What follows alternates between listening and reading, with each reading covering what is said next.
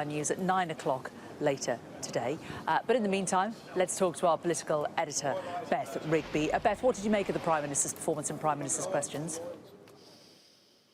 Well, Jane, it was brutal in the Commons today. The Prime Minister, as we expected, was clear that he was not going anywhere, that he intends to stick at it and fight on. But you saw the faces on the front bench, absolutely abject misery. And actually, at these moments, when the end feels like it is coming, and that is what it feels like now for Boris Johnson, it feels in that chamber quite vicious and brutal.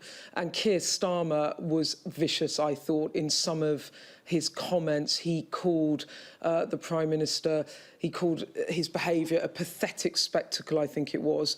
And he said that these were the dying days of his government. He then widened that attack to Boris Johnson's cabinet, calling them the Z list of nodding dogs. It was just uncomfortable and brutal.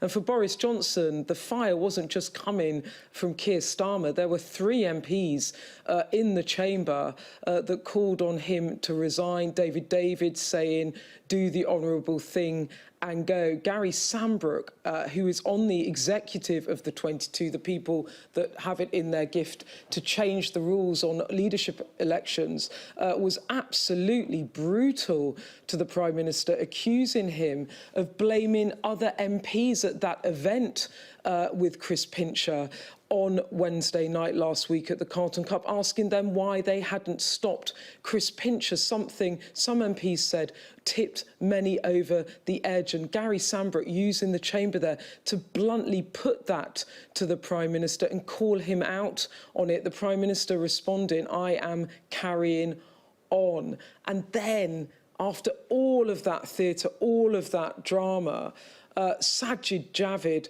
stood up, and he was the one, following the resignation of Oliver Dowden a week ago, that really triggered this run of resignations last night, as he became the first cabinet minister last night to resign quickly by the former Chancellor now, Rishi Sunak, who's not making a statement today. But Sajid Javid, in that comment there, he said, I went into politics to do something, not to be somebody.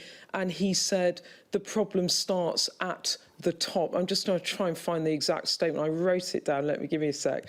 He said, I gave the Prime Minister the benefit of the doubt one last time, but I've concluded the problem starts at the top and it is not going to change.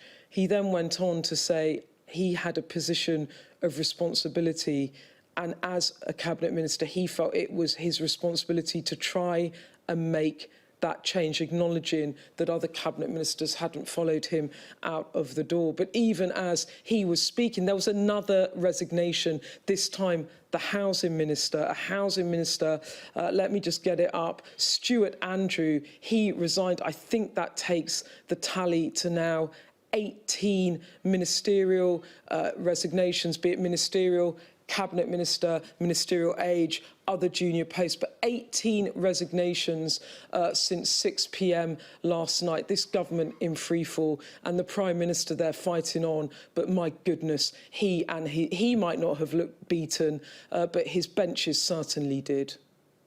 They did, didn't they, Beth? But it was interesting looking at the demeanour on the Prime Minister's face during that speech there from Sajid Javid. We're going to bring in Lee Anderson. Sorry, Beth, my apologies. We'll reflect on that a little bit later.